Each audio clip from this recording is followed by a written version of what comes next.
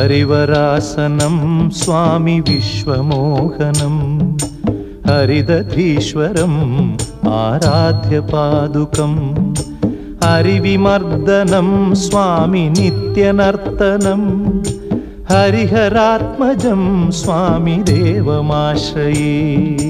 शरणमय्यप्पा स्वामी शरणमय्यप्पा शरणमय्यप्पा स्वामी शरणमय्यप्पा।